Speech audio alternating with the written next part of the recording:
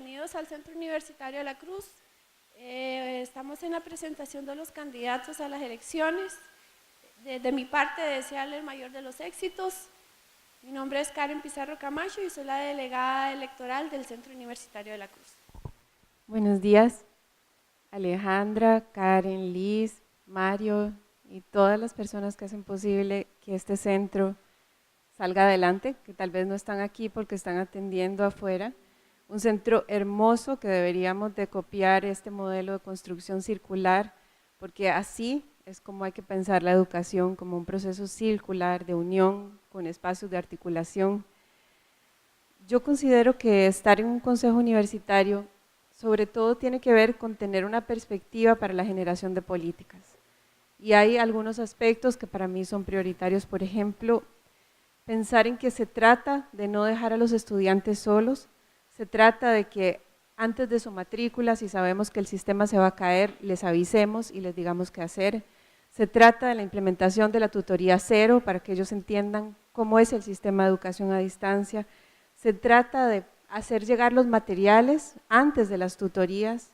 Se trata de hacer sistemas de evaluación que sean procesos de aprendizaje en sí mismos, es decir, que los estudiantes no reciban un 40 o un 60 sin saber qué hicieron bien o qué hicieron mal.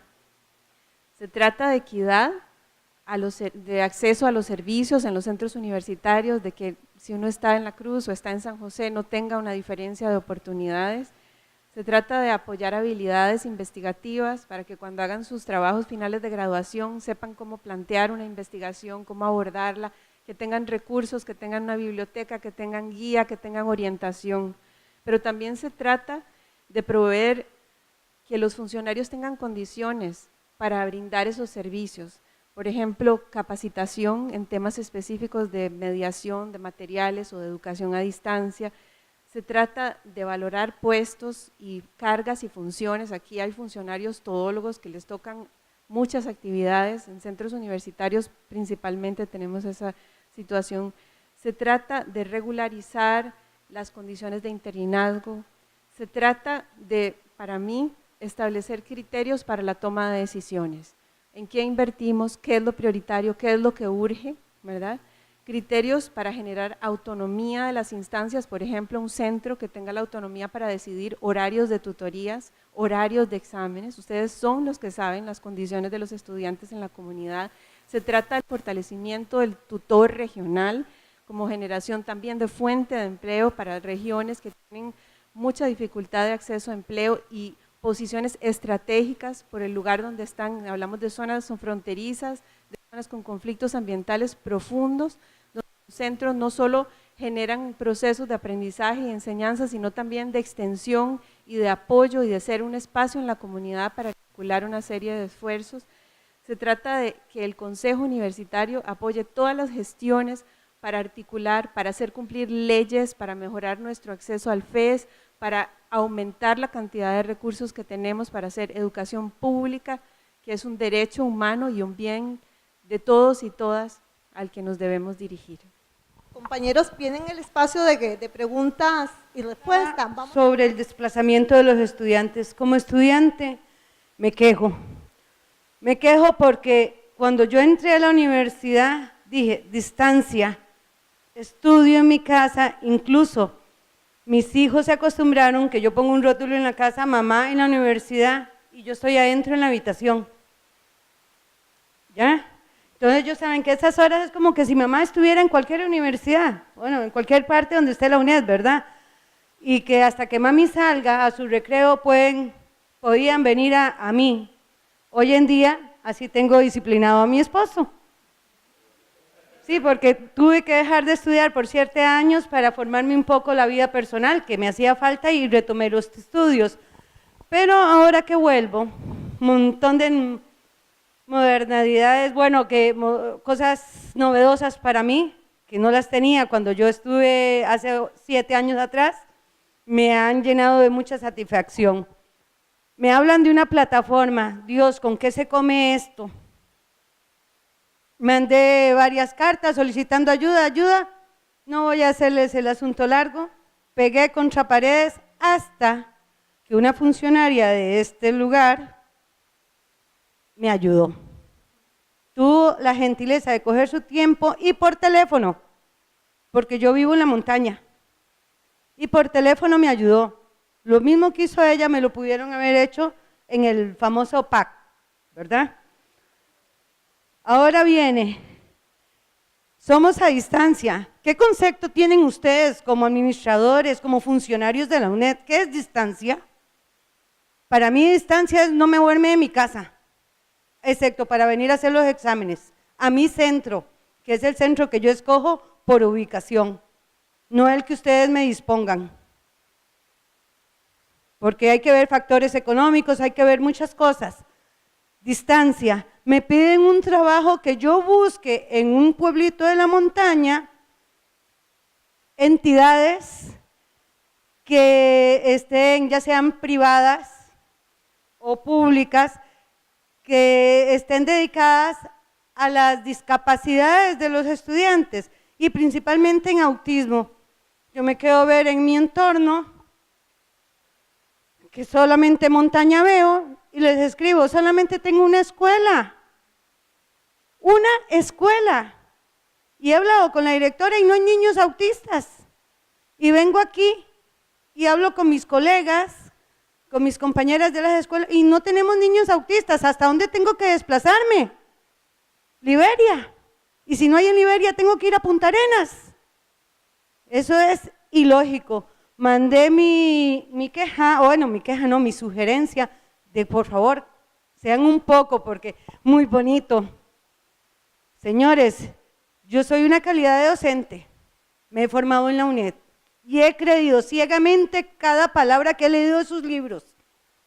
Y me siento muy orgullosa. Estuve en España, fui a conferencias, hice cursos y no tuve nunca que tocar un libro. ¿Por qué? Porque todo estaba aquí. La UNED ya me lo había enseñado. Y no soy un genio, ¿eh? No soy un genio, sencillamente me siento orgullosa de la clase de materiales, de planeamientos y todos los contenidos educativos que me da la UNED. Pero, volviendo a este tema, no puedo tolerar que se le exija al estudiante hacer cosas que están fuera de mi control. ¿Qué quieren? ¿Que mienta? Yo puedo ir a una escuela y decirle a un director, qué sé yo, póngame sellito, por favor, necesito sellito para entregar un trabajo. ¿Es correcto eso? No es ético, pero me están obligando a buscar una medida así porque yo no me voy a trasladar hasta Punta Arenas, ni me voy a trasladar hasta San José para buscar a un niño con autismo. Entonces esa es mi pregunta, ¿qué van a hacer ustedes para solucionar el desplazamiento? Que las medidas pedagógicas sean un poco más objetivas y piensen que habemos estudiantes que vivimos en la montaña, que no tenemos centros con costos, uno público, menos vamos a tener privados. Eso es Johanna Ugalde para servirles. Alejandra Chacón, administradora del Centro Universitario La Cruz. Mi consulta es, ¿qué han pensado para generar políticas que fortalezcan los centros universitarios desde sus diferencias? Porque las políticas se han generado, y como lo explicaban ahora, con normas, si no hay 10 estudiantes, no hay tutorías, y este centro universitario, con 120 estudiantes por cuatrimestre, ha sufrido esas políticas, bueno, desde que yo ingresé a trabajar a la universidad, lo he podido ver cómo hay políticas para la mayoría y para donde hay más. Generalmente los centros del gran área metropolitana son los centros de mayor población estudiantil y con los que cuentan con más servicios. Pero esta es una universidad que nació para las zonas rurales y las políticas favorecen otras acciones, ¿verdad?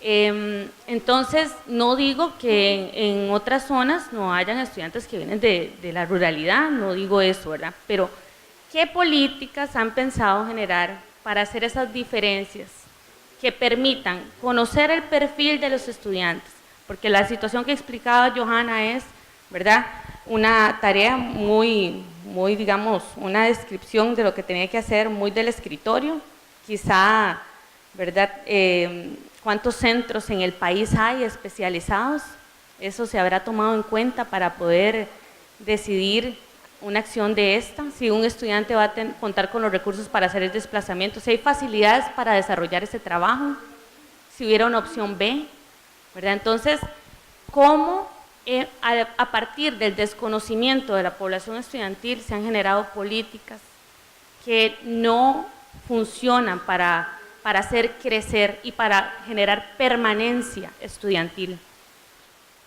Quería comentarles que este centro nos hemos dedicado a sostener la matrícula, a sostenerla y ese acompañamiento al estudiante. ¿Por qué? Este cuatrimestre tenemos una tutoría, porque tenemos un tutor regional, pero hay cuatrimestres en los que no hay nada. Sebastián tuvo problemas para conectarse hoy, ¿verdad? Ok. Esos problemas, si le decimos al estudiante, virtualicemos, perfecto. Pero si su centro universitario no cuenta con los recursos tecnológicos para ofrecer esos servicios, ¿qué estamos haciendo? ¿Qué han pensado, verdad? Como los políticos, yo sé que hay muchas cosas que son de la administración, pero las políticas tiran las directrices para ejecutar las acciones.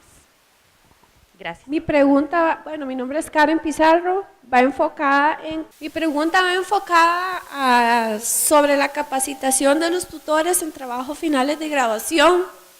En mi caso, a mí me preocupa mucho la carencia del acompañamiento y guía adecuada para el estudiante que está en el trabajo final de graduación. Se nos han presentado casos de estudiantes que se sienten tan decepcionados que ya quieren dejar tirado su último esfuerzo para poder recibir su título de licenciatura.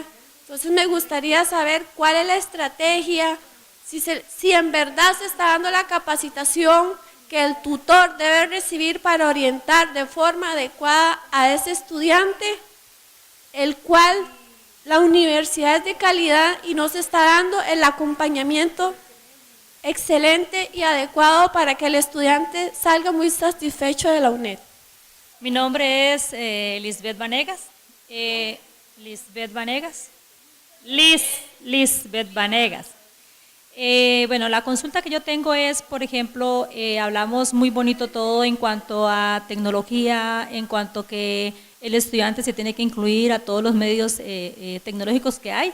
Estoy de acuerdo, vamos hacia la era tecnológica, pero si hay un pero. Hemos, por ejemplo, pensado en las personas ya como yo, ¿verdad?, que han estado estudiando. Bueno, yo sinceramente ya, gracias a Dios, terminé. Deseo reintegrarme, pero no lo hago por pereza. ¿Pereza a qué? Pereza a saber que hay libros que me lo están ofreciendo internet. Para mí, a mi edad, es muy difícil tener que bajarme un libro y leerlo en una computadora. Para mí, es más rico agarrar un libro, cruzar sus hojas, deleitarme de leer ese libro. Pero últimamente he visto a muchos estudiantes aquí que se quejan y dicen, pero ¿cómo es posible que no me dan el material? Le digo, sí, su material está, pero está en internet. Búsquelo en la web. Y además de eso, saber que donde usted bajó ese libro, solamente ahí lo va a poder leer. Que si yo vengo y bajo aquí en una computadora de la UNED, porque nos pasó el cuatrimestre pasado, no sabíamos nada, nos mandaron los libros a internet, nadie sabía cómo se tenían que trabajar, y una estudiante, como viene aquí, lo bajó en una computadora que mantenemos de la Asociación de Estudiantes, para ellos, y resulta que después ella quiso abrirlo en otro lugar y no pudo verlo, porque ya estaba para ahí. Entonces se bloqueó tanto, bloqueó el libro, que al final no pudo hacer nada, y nosotros sufriendo con ella, viendo a ver cómo le ayudábamos con ese libro. Al final, ¿qué se hizo? Se tuvo que mandar a Ofidive, nos mandaron libros de préstamo para poder hacer el préstamo de esos estudiantes. Entonces, esa es mi consulta, ¿qué se va a hacer con esa población? Como les digo, estoy a favor de la tecnología, pero en ese asunto estoy en contra. No hay más deleite que leer y tocar un libro. Gracias. ¿Alguien más o pasamos a espacio de respuesta? Joana, me parece que en su testimonio usted deja ver un montón de cosas que sí se relacionan con política institucional. Primero, los criterios que como UNED tomamos para tomar la decisión de entregar los materiales después de la matrícula, ¿cuáles son? Ustedes tienen que venir a matricular, tienen que venir por los materiales y tienen que venir a la tutoría. ¿Por qué se toma esa decisión? Si uno va y pregunta en almacén. Porque se perdían libros y porque perdíamos recursos en pérdida de libros. Pero si pensamos en lo que implica para un estudiante tener que desplazarse 3 veces para poder llegar a la primera tutoría con su material, tendríamos que tomar decisiones distintas, ¿verdad? Sobre el uso de plataformas, nosotros tenemos un modelo pedagógico que establece ofertas bimodales, es decir, que si no hay tutoría, yo debería tener todos los contenidos de la tutoría en una diversidad de plataformas, ¿verdad? ¿Cuáles son los criterios para decidir cuáles materias se virtualizan, cuáles libros se virtualizan, ¿verdad? Si no son mediante el conocimiento de cuáles son las características de nuestra población, estamos hablando de 80% de estudiantes que provienen de colegio público, 18% de bachillerato por madurez, estamos hablando de 90% de personas que, digamos, tienen ganancias del quintil 1 y 2, eso quiere decir que no es fácil invertir en moverse, en pagar, digamos, transporte, mucho menos pagar viáticos para ir a una tutoría en otro centro universitario que acaba a las 8 de la noche, donde hay que quedarse a dormir, ¿verdad? Entonces, ¿cuáles han sido las propuestas concretas o mis compromisos? 1, hacer valer la ley 8684. Vean que esa ley le da a la UNED la frecuencia de radio y el canal de televisión, y vean lo que la UNED ha venido haciendo. Invirtiendo en pago de softwares carísimos privativos, invirtiendo en videoconferencias que no existen salas en todos los centros. Con solo 1 año de lo que pagamos en licencias de videoconferencias podríamos montar centros de transmisión de información radiofónica en cada centro universitario. ¿Y eso qué fortalecería? Como decía don Rodrigo, que llegue a su casa la radiotutoría y que si usted tiene teléfono pueda llamar y hacer preguntas, y si no tiene teléfono, otros estudiantes van a hacer las preguntas que usted se está haciendo, porque es un proceso de aprendizaje donde generalmente tenemos las mismas preguntas.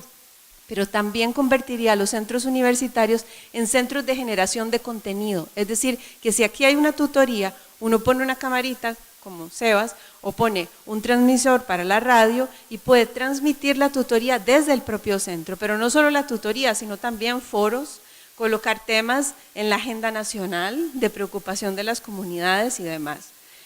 Otro problema que hemos tenido, la mayoría de la producción audiovisual de la UNED no ha estado articulada con los procesos académicos, y si quieren ver una carta de presentación está el proyecto Onda UNED. Onda UNED es un proyecto que aún sin tener frecuencia de radio, transmite todos los días del año programas 95% articulados con tareas, tutorías, trabajos finales de graduación y exámenes. ¿Sí? Ese 5% que no es, digamos, ligado a las materias, es lo que transmitimos en vacaciones y en matrícula, pero Onda UNED está al aire siempre, en un campito que nos dieron en Radio Nacional, un campito de 25 minutos donde tenemos que apretar los contenidos, ¿verdad?, para que salgan al aire y los estudiantes puedan tener éxito en sus materias, porque si no hay tutoría, oyen 4 programas de radio que les complementan sus estudios. Estamos en una comunidad donde no hay acceso a una pluralidad de medios, y eso también tiene que ver con una lucha que hemos venido dando de incidencia nacional, de hacer cumplir que la Costa Rica tenga medios educativos y medios de servicio público. Por otro lado, políticas para Alejandra. ¿Cómo fortalecemos la toma de decisiones? ¿Cómo fortalecemos el acceso a recursos? Si la UNED tiene el 96% de sus funcionarios en San José, esa persona importante que logró a una estudiante salir de una duda o sacar un trabajo final de graduación está en un centro universitario, y la mayoría de nuestros recursos financieros, humanos y tecnológicos están en San José. Por otro lado, usted dice, a mí me ponen a hacer tareas descontextualizadas, tenemos que contextualizar nuestra oferta académica.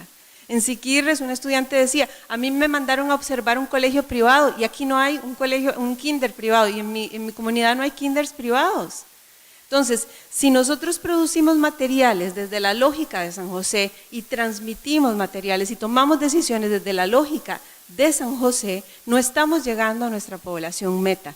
Karen, sobre la impresión de libros, sobre la tecnología vacía. O sea, no sirve una tableta si no tiene contenidos y si no aseguramos conectividad a nuestros estudiantes.